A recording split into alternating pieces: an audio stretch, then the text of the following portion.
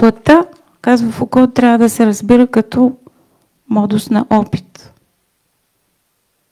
Т.е. като модус на познание, преобразуване на себе си от себе си. Да. И къде е тук мястото на как се подреждат, какво е това себе си, какво общо има то с тялото, колко общо има то с душата, къде е точно как да подредим плът, душа, тяло, себе си. Само да подхвърля и закачката към Петър, извинявам се, че те докоснах, в едно много хубаво късно интервю, което плът, какво да правиш? Което знам, че ти много харесваш и имаме на български едно късно интервю на Фуко, как се държим с Хюбърт Драйфъс и Пол Рабинал, който не го е чел. Вижте това брилянтно нещо, 3 страхотни умове спорят и говорят. То е публикувано в брой 3-4 на списание Социологически проблеми от 2016 година. Там Фуко казва, аз като говорих във волята за знания, като противопоставях сенсия, сексуалис и арс еротика, сгреших. Да, извинявай. Сериозен въпрос, но тъй като наистина при Фуко това са миниатюрни податки, ето едно изречение, което е доста енигматично. В книгата обаче могат да се открият и неща, може би аз сега съм ги видял не само там, но така или иначе да вземем самоубийството. Самоубийството в Рим, в Гърция, проблем ли е или за някой самурай? Не. Защо изведнъж тялото или отнемането на живота се оказва толкова такава сериозна забрана за християнството? Защото тялото е храм на Светия Дух. Значи ние виждаме, че тук не мога да ви кажа точно кой е автора, който го е, но някои от първите християни по някакъв особен начин са оставили тази, ако искате, дори догма, и затова и днес в разни държави опитите за самоубийство са свързани с посегателство на дума на Светия Дух. Значи, ако успееш се самоубиеш е едно, а като не успееш, нали, си посегнал на чужд дом. Следващият обаче интересен проблем е свързан с ритуала на приемането на християнството. Значи, този поврат, това ранните християни, знаете, те не са кръщавани като деца, като възрастни, и човекът, който поначало прави заключение защо трябва да се кръщават децата, е Аврелий Августин. В католицизма знаете, че има и конфирмация, но така или иначе това преминаване от едно състояние в друго означава и специфично друго отношение към тялото. Значи до тук имате една опозиция, имате едно преходно състояние, но според мен именно това, което се случва с по-нататъчните размишления, и аз ги свързвам с Августин, това, че тялото е един перманентен проблем, който обаче трябва по някакъв начин да бъде и овладян. В този смисъл това е, което се нарича опит. Предполагам също така знаете, че опитите, идеите за скопяване, които са били също подхвърлени от разни християни, не мога да сетя кой беше, те са заклеймени. Значи човек не трябва да мине по лесният начин, като изтреби изкушенията и в този смисъл тялото да не му е проблем. Ти трябва да можеш да се справиш и това е опит. Ти трябва по някакъв начин тази плът да я изпиташ.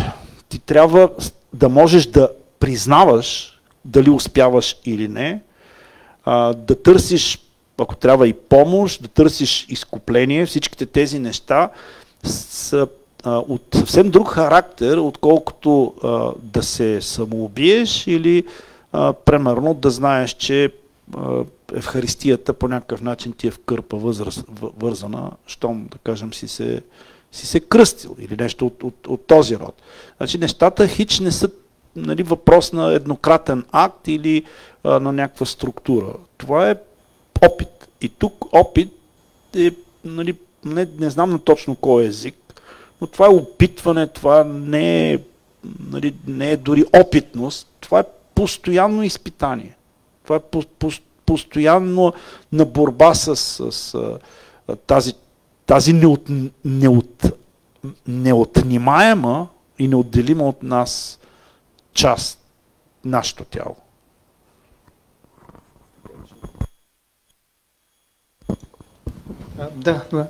Да се върнем към това, на което Антоанета Колева ме наведе, на това прословото интервю, как се държим. Там той експлицитно така лансира, макар че тя е лансирана тази теза и в първи и втори том, за етиката на желанието. И да, там имаме едно непротиворечие. Няма арсеротика срещу сциенция сексуалис, а напротив, и неговия пример е такъв. Нима мога да гледам сега на тази чаша, на тази кана, като на въплъщение на някакво техник, което културата и историята на стила ме е научил да наричам изкуство, стъкларско изкуство, чашно, интериорен дизайн, а на себе си защо да не мога да гледам пак така? Тоест през очите на Арс. Тук Фуко, да, в този смисъл не просто си противоречи, разрешил си е противоречието, което е постановил в първа книга "Волята съзнание на история на сексуалността". Така че тук съм склонен да мисля, Тони, че той еротизира онова, което преди е сексуализирал. За мен е след Платон и след в някакъв смисъл апостол Павел и Августин, значи голямото обективиране на субекта, как да го наречем, източното субективиране става през ерос, западното става през сексус. Едното означава оперяване, митология на желанието, не просто идеология, а другия е парадокс, който все пак клони към проблем. Прословутия клиширан въпрос, какъв му е проблема на той, обикновено се има предвид подтекст нещо сексуално. Нали, както го знаем дори от хубавите, и дори от филми на Уди Алън, аз не говоря само за поп-арт. Така че това е изкуството в някакъв смисъл не просто е наше бъдеще, това е наше настояще, по който ние сме задължени да се субективираме. По-скоро през аскетически, вътрешно енкратични практики, както ги нарече Валю, но той самия Фуко го ползва това, енкратизъм. Значи силно влизане на власт в себе си, енкратус. Не демократус, не аристократус, аз да си вляза във власт в себе си.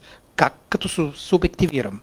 Аз не мога да не се обективирам. Институцията ме обективира, работата, другите, общественото мнение, но все пак аз мога да управлявам центъра на, така да се каже, на своите активности и това е субекта.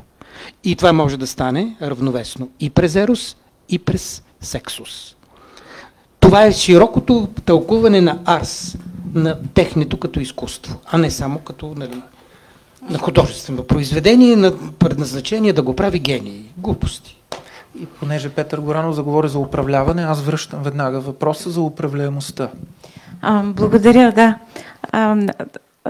Валентин Калинов знае много добре, че тъй като темите за властта и истината са ми най-близки и винаги съм ги следила с някакъв така, персонален приоритет в текстовете на Фуко.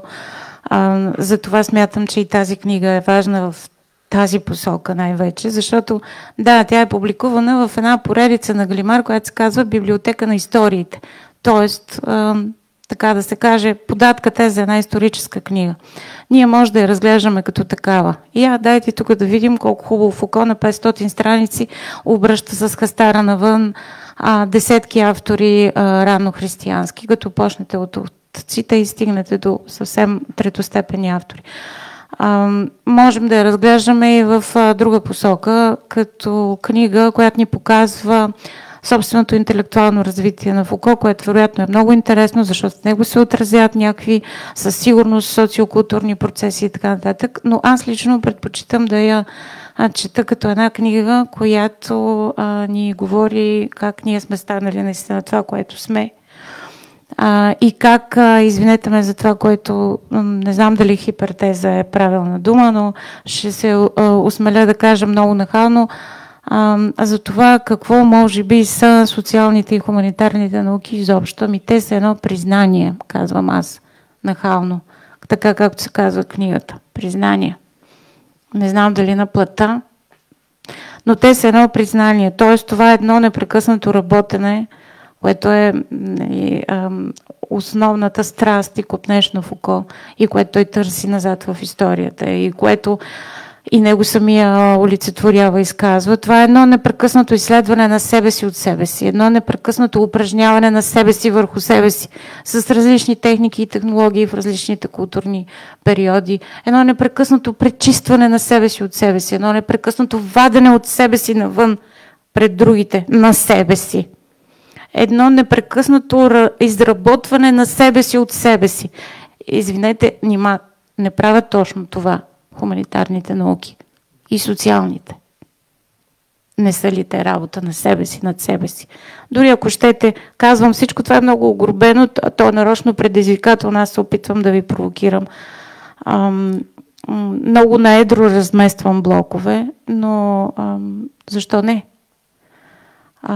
И в хода на всичко това, специално в тази книга, това работене на себе си, над себе си, през истината, е отстранен от Фуко вертикалния момент, когато ти се стремиш да получиш достъп до истината, която знаете какво значи за християнството и какво имам предвид под вертикалност, и изцяло залягаш върху предварителното условие да получиш вертикалния достъп до истината. Това предварително условие е хоризонталното ти работене над твоето себе си, над себе си, за да извади истината за себе си и не просто да артикулира в думи като дискурс, а да я направи в жестове и практики.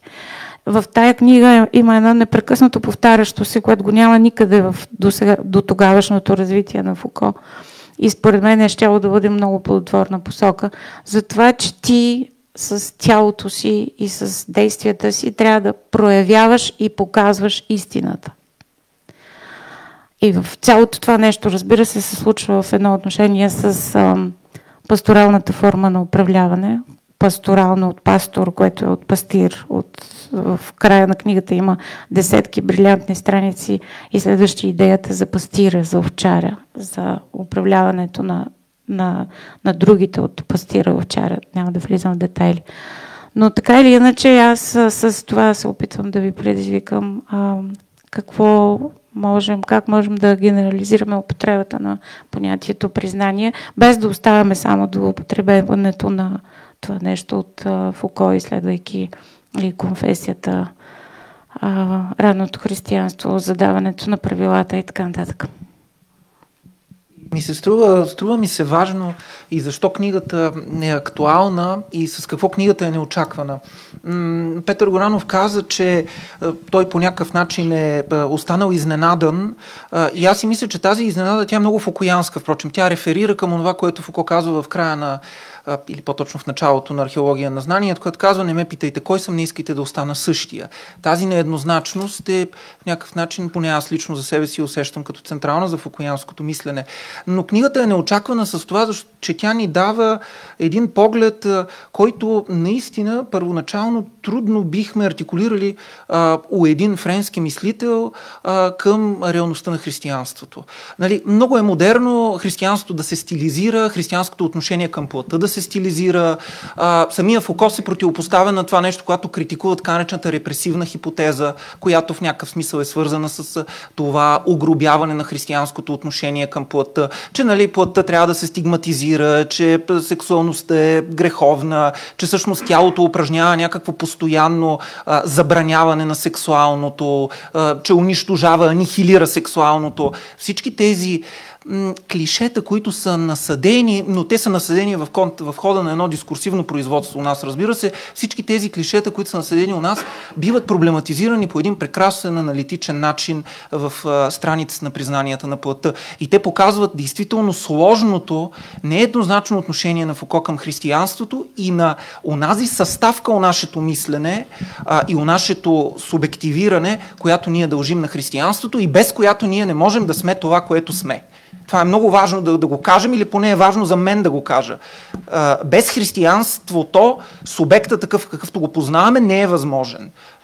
И мисля, че това е нещо, което артикулира Фуко по един брилянтен начин. И казвайки това, веднага ми хрумва обаче за новото разглеждане на едно изключително важно понятие, като например понятието грях. Ето едно централно за християнството понятие, централно за осмислянето на сексуалността в християнството, което обаче има съвсем неочаквана метаморфоза и еволюция от ранното християнство насетне. И няма как да не адресирам това към професор Йотов. Това според мен е обратната страна или допълването на разбирането за плътта, за признаването, за говоренето тези проблеми, изобщо обаче за една концепция, че в крайна сметка християнството превръща секса в грях. И тук няма какво да го увъртаме.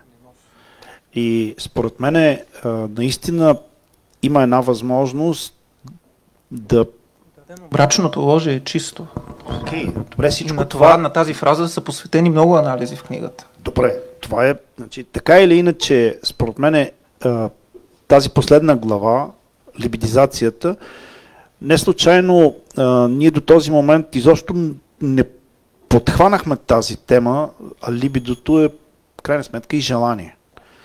Вие виждате, че това е още едно измерение, което в 20 век е толкова ключово и нали, когато, навярно, всеки един от вас е чул думата за първи път, си изненадал, но в един момент така свиква с нея, че либидото ти, либидото ми, да си говорим за тези неща по един начин, без дори да ги обясняваме.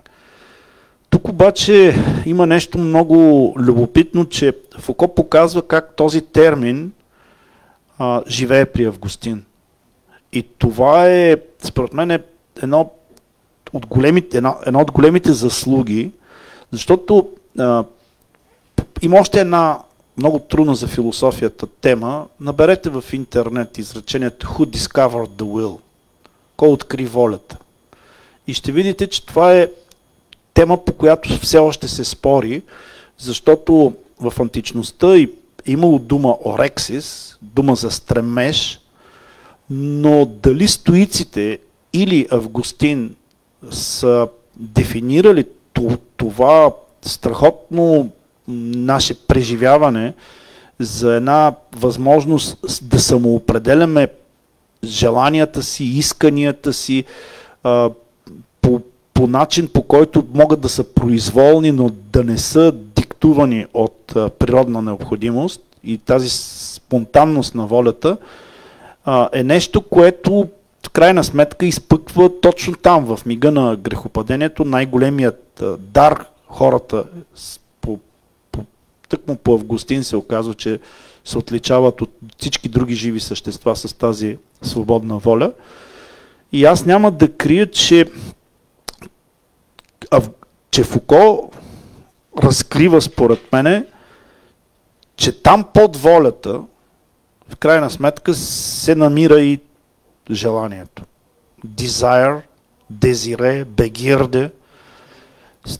Да, това са фактически тази енергия. Волята от една страна е висша способност, тя се управлява, дай Боже, и с разума, но в крайна сметка тя стъпва на нещо, което е особена вътрешна енергия, и либидизирането на брачните отношения е една много интересна финална глава, защото в нея самото грехопадение е обяснено набързо. След което обаче започва Фуко да изследва текстове, които, честно да ви кажа, в този момент дори някой от тях да съм чел, въобще не съм обръщал внимание за какво пише в тях. Но само ще ви... Айде да прочета 2-3 изречения. Нарочно тези изречения няма да са в някаква свързана форма, но в своя отговор на двете пелагиански писма Августин обяснява, че употребата на сексуално общуване в рая, нали, можем да си представим само в 4 форми. Не в 40, но Той 4, аз често да ви кажа. Нали, помислете си това изречение. В рая допускали ли сте, че може да си представите секса в 4 форми? Хора, които се подават на желанията си, когато и да се появат те. Това е рай, нали? Хора, така, което е изключено, защото би превърнало Божите създания в роби. Хора, които обуздават желанията си и се борят с тях, докато настъпи подходящ момент, което също е несъвместимо с райското блаженство. Хора, които в необходимия момент, по собствена воля и според предвижданията на едно правилно благоразумие, проявяват желанието либидо, което води до сексуално общуване и го съпътства. Накрая хора, които при пълно отсъствие на либидо лесно заставят отговорите за размножаване да се подчиняват на заповедите на волята и така нататък и така нататък. Значи, ето виждате един начин, за мен нали, човек не може всичко да изчете в живота си, но ето дори това е едно добро начало и ще завърша. Независимо дали става дума за доброволен жест и за контролирано от волята плътско движение, сексуалните отношения при сътворението в никакъв случай не са включвали онова разтърсване, което днес увлича тялото и душата, характеризирайки днес либидо при тях. И Тони много добре е показала в кой миг либидото започва да изглежда поход. В крайна сметка, да, някаква особена форма, в която то ни повлича, не може да бъде управлявано. И за това, в крайна сметка, вие виждате, че тази теория или връзката с първородния грях е тази, че в един момент, така както сме били създадени, според тази версия, да можем по някакъв начин да управляваме тези желания, те се повредили. Най-интересното обаче, брака е лечение. Брака е и секс. И то, да, окей. Не, разбирате ли, просто толкова е неочаквано според мен е това нещо, че брака е в две отношения опит или стъпка за преодоляване на грехопадението. Едната, за това, че там се съобразяваш с някой друг, защото Адам не се е съобразил с никой. И рече Бог Адам, ама той е казал, какво има да ми казва, аз нали имам пипе и воля, се оправя. Се оправила, ама стъпил на криво. А напосле намери и алиби, тя са врътна, нали, има съблазнителката, тя е виновна. Значи, в този смисъл брака, да, брака учи на подчинение е дефиницията, която може да откриете при Августин. Само, че това подчинение трябва да се разбира като прекършване на волята, а по-точно именно с някакво съобразяване, а не наистина си мисли, че всичко, щом знаеш, значи и можеш, щом си свободен, щом се получава, trial and error, нали? Ти си окей.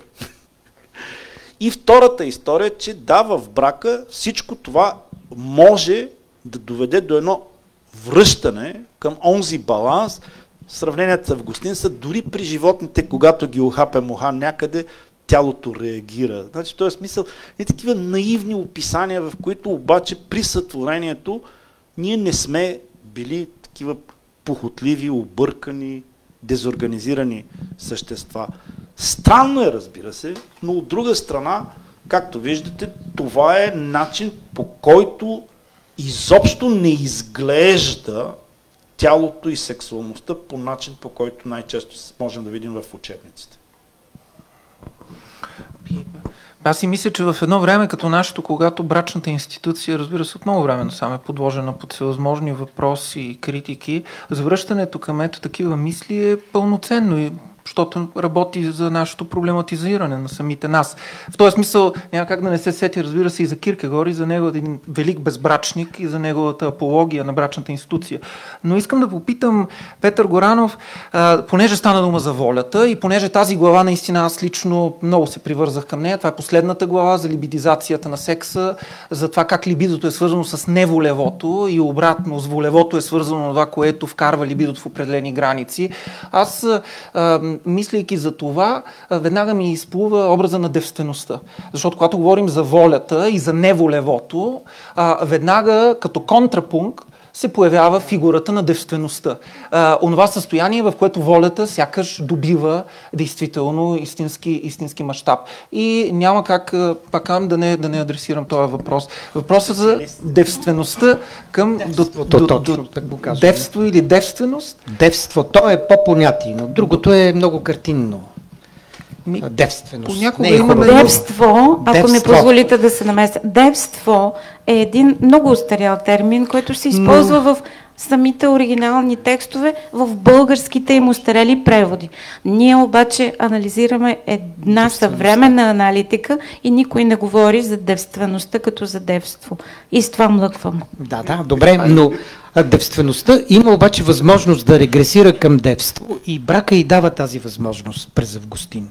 Това е хубавото на брака, че девствеността не ти е само зад гърба, а е предстояща.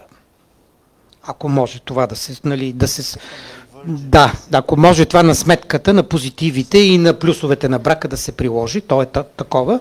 Но понеже напълнихме тук пространството с думи, Барт казва, че езика е нещо ужасно, защото е принуда да говориш, аз предлагам малко да се принудим да мълчим през воля, за да видим другите какво могат да кажат и само отношението, значи след девствеността, воля и желание, понеже Стиляни подхвърли тук. Волята е, как да го кажем, това е желание в офанзивна степен. Това е нахалството на желанието да се наложи. Воля за власт е висока, красноречива тавтология. Изумителна. Желанието е дефанзивна воля. И в този смисъл, ако аз обективирам изобщо някак себе си, то не е толкова през волята, колкото е през желанието. Така разчитам аз Фуко и така съм го прочел. На мен така ми върши работа Тони. Добре. И сега дойде момента, в който очакваме вашите въпроси и коментари, както на всички нас, които сме тук в залата, така и на нашите почитатели и приятели, които ни гледат във Фейсбук. Те могат също да задават въпросите си и, разбира се, адресирам и давам думата на публиката с едно малко така, не изискване, но като препоръка, да сме концентрирани във въпросите и коментарите си. Без да се разтегляме, за да може повече хора да вземат думата. Добре? Слушаме и чакаме.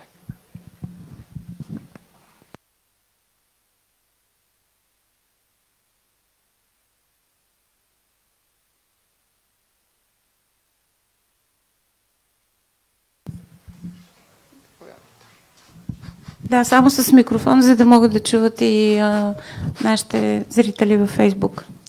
Добър вечер, Радосвет Казаков се казвам.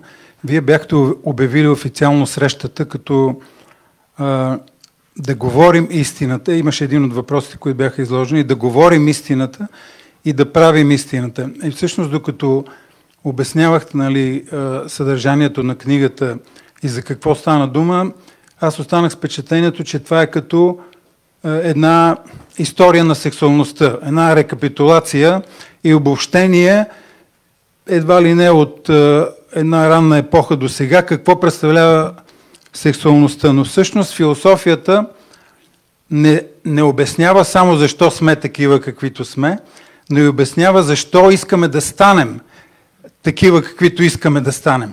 И всъщност въпросът ми към вас е от гледна точка на това, че има едната страна, която е да обясним света, истината за това, което е било в миналото, но истината за това, което е в бъдещето, как бихме могли да я позиционираме по отношение на Фуко и това, което казва.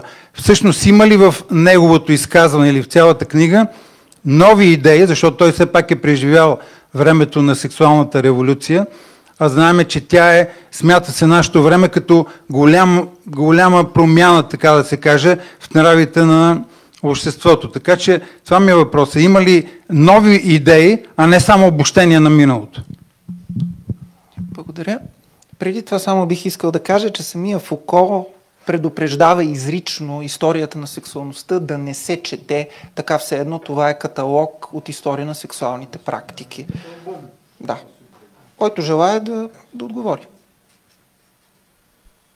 Казването на истината не е нещо, не е някакъв емпиричен факт. В смелостта за истината, нещо, което издателската къща Критика и комунизъм издаде лекциите му преди история на сексуалността, както и да е, и то е скоро, някъде от 5 години, там се казва, че историята на философията, това не е кумулативно натрупване на нови знания за нови философи с неоткрити археологически неща.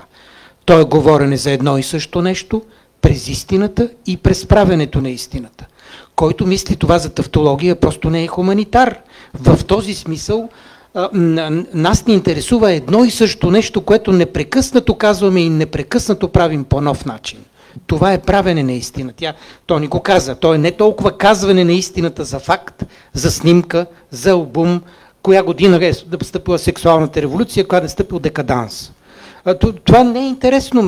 Никога не би ми хрумнало да чета така Фуко. Дори не толкова и казване на истината за самия себе си, аз бих добавил. Нещо обаче да допълня. Сексуалната революция дали е само секс или е също и една епоха, в която и експонирането на еротиката е по един нов начин, но и говоренето в психоаналитичните кабинети. Защото това, че имаме сексуална революция, значи ли, че нямаме сексуални травми? В този смисъл това, което Фуко е видял, е както да да имаме някакво по-свободно поведение, което наричаме сексуална революция, така и имаме една невероятна психотерапия, нова, разгърната, особено в този период. Ето той ни връща, обаче, за да покаже, че без да сме ходили на психотерапевт в 20 век, все едно в Рим, в тези изповедални, това е било практикувано по друг начин. В този смисъл какво означава ново? Значи ние се опитваме да направим нещо сега. Аз, впрочем, не съм ходил при психоаналитик. Да знам, може някой път да ми се случи, да ми се наложи, но ви е ясно, че това е значи това е една всеобща потребност. Е добре, защо трябва да сме убедени, че това е най-доброто откритие на 20 век? Може би има и други практики. Така че, нали...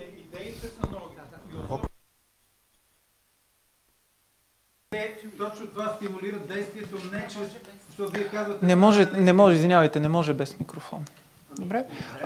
Има още един въпрос. Благодаря. Аз не въпрос, исках по-скоро да изкажа благодарност на Антоанета Колева за поредния том на Фуко, който можем да четем на български. Точно 30 години ми се струва от първия том, който преведе ти. Надяваме се този да не е последния том, който издават на Фуко. Съм сигурен, ако издадат нов. Ние се надяваме и ти да се включиш, да превеждаш. Момчил Христов е това, който не го познава. Той работи върху Фуко от много години. И аз съм страстен читател, да.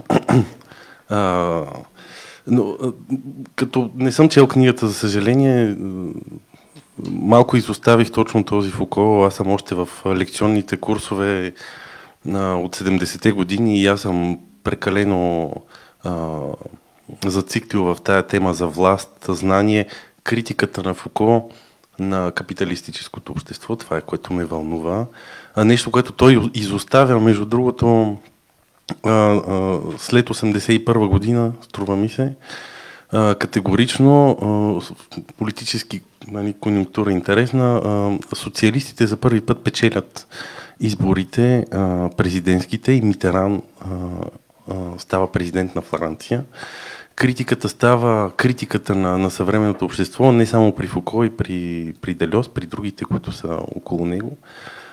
Става доста по-иносказателна. Струва ми се, че можем да четем в този проект, завършен по различен начин, от който е започнат, проекта за история на сексуалността, и една иносказателна критика на съвременното общество, което не може да бъде изречена по същия радикален начин, както е изричана в лекционните курсове през 70-те. Сега, Интересна нишка подаде Стилян. Извинявайте, съвсем накратко, ще се опитам да бъда много кратък. Подаде Стилян, когато говореше за това как се субективира античния индивид през казването на истината в лицето на тирана и как от друга страна се субективира християнския в кавички индивид през признаването, т.е. друг тип, друг режим, нали, на производство на истина. Струва ми се, че по този начин също можем да четем Фуко и така можем да го конструираме, да го сглобим, като представящ ни в различните истории на сексуалността алтернативни утопии, т.е. алтернативни исторически периоди, които не са точно, изцяло основа, почва на нашето настояще. Определени елементи, начинът по който те са организирани, гръко-римската античност, ранното християнство, ранохристиянските общества, европейски, в тях се съдържат модалности на институционална конструкция, които са различни, немислими, нали, за днешния модерен субект, за днешните общества. И нали, струва ми се, че това също е особено провокативно. Една история, която се намесва в настоящето в един утопичен модус. Кара ни да мечтаем, да мислим това, което каза Стилян по отношение на семейството, например, за едно друго семейство, може би за друг начин на организиране на семейството. Не съм сигурен, че нали, Фуко би тръгнал в тая посока, но със сигурност не. Със сигурност не. Но така или иначе, нали, една от възможните нали, линии на проблематизация е тази. Другата е, разбира се, нали, тази, на това какъв е генезиса на модерния субект, на модерните институции. Вярно е, сега Валентин Калинов каза тук голямата дума, че без християнството всъщност не може да има субект. Според мен е силна теза. От една страна действително е така.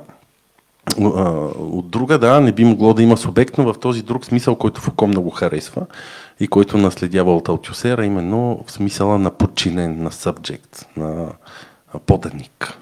Така че и в този двойствен нали, смисъл не би могло да има субект. Благодаря, бях малко дълъг. Понеже стана дума за утопия, значи сега дано не изглежда, че банализирам нещата, но има и една утопия за 40 девици в рая. В един друг свят. И никога няма да забравя, че в мига, в който питах специалист и той ми каза, виж, и за мен е трудно, защото на друго място пише под балдахина на семейното ложе. И викам, добре, да, и семейството, и 40-те... Не е ясно как изглежда. Така че виждате, нали, когато става въпрос дори за една такава, дори да е утопия, значи, това са някакви особени нормативни представи, визии, които в крайна сметка ни карат да разберем, че по различен начин ще бъдем и в продължаващото. Аз само бих искал да кажа, че един от най-хубавите текстове на ранния Фуко е свързан с отношението между тялото и утопията. Това е един въпрос, с който Фуко се занимава от 60-те години насетне и е много, много интересна линия за мислене. Други въпроси, коментари? Стоян Ставро? Благодаря. Много, много интересен разговор. Предполагам, че и книгата също ще бъде, сигурен съм, огромно удоволствие, в което ще се признае много неща, четейки. Сигурност. Аз исках да попитам съвсем накратко, има ли значение пред кого се признаваме и какво е значението на знанието? Предполагам какъв е отговор, но все пак, тъй като липсваше, стана въпрос, че знанието е изключително важно при Фуко. Тук сме при него, при знанието. Тоест има ли го този компонент на властта, но в някаква по-специфична форма? И въпросът ми е наистина какво се признава плътта, има ли значение пред кого и при чие знание всъщност е плътта. Това релевантен, резонен въпрос ли е този, който задавам, тъй като не съм сигурен дали е така. Да, разбира се, че е абсолютно релевантен. Това е пасторалната форма на власт. Признанието винаги е пред онзи, който е по-опитен. А в тази опитност винаги присъства и знанието. Ако ти си млад монах, който постъпва в манастира, ти си вързан за старец. пред когото трябва да признаваш абсолютно всичко. Дори онова, което само е пробягало бегло през главата ти, когато вечер си лягаш. До такива крайности, че ти трябва толкова да си обвързан с подчинението си, да признаваш на него, че трябва да искаш от него разрешение за всяко свое действие, включително за това да отидеш до тоалетната. Казано е по-буквално в цитат на текстове на раннохристиянски автори. Разбира се, че признанието е признание в една констелация пред по-знаещия, всъщност по-опитен, защото този, който е по-знаеш и по-опитен и пред когото ти признаваш, абсолютно същата ситуация, като с психоанализата по-късно, той се отнася, само че тук вече е голямата разлика, той се отнася твоето признание с твоето изчистване, което е важно пред онзи, пред когото ти си сгрешил. И греха остава грях само ако ти не го признаеш. В момента, в който го признаеш, той спира вече да работи. Единственото непростимо нещо е не знам. Спомняме си библейската история за Каин. Господ го пита какво си направил, къде е брат ти. Той казва не знам. Поради това на него никога няма да му бъде простено. За разлика от Давид, цар, който като го пита Господ, ти какво направи? Знаеш ли притчата за онзи, който е убил единствената овчица на богаташа цар, който е убил овчицата на бедняка, за да нахрани гостите си? Давид казва, този човек е много грешен, той е ужасен. И на Давид му се казва, този човек си ти. И той казва, моля за прошка, признавам греха си и на него Бог му прощава. Но това е една констелация на признаване винаги пред някого. Значи, това не е късноантичната история с грижата за себе си. Само да пишеш там в тефтерчето, какво си направил през деня, какво ти е минало през главата. Признанието винаги е пред друг човек. Обаче това, което изглеждаш като линия от мен до теб, то всъщност е триъгълник изправен. Това е коментар по Фуко. Други въпроси и коментари? Стояне, между другото, колкото и да е невероятно, Достоевски затова се впечатлил толкова много от въвеждането на съдия-следователя и в Престъпление и наказание Разколников на практика, след като се изповядва, не получава, т.е. това е достатъчно и той накрая не е наказан за убийството по начинът, по който иначе закона би го наказал. В този смисъл идеята за казването и за прошката е много... Това, както виждате, и до днес, навярно, в някаква степен има значение. Други въпроси и коментари?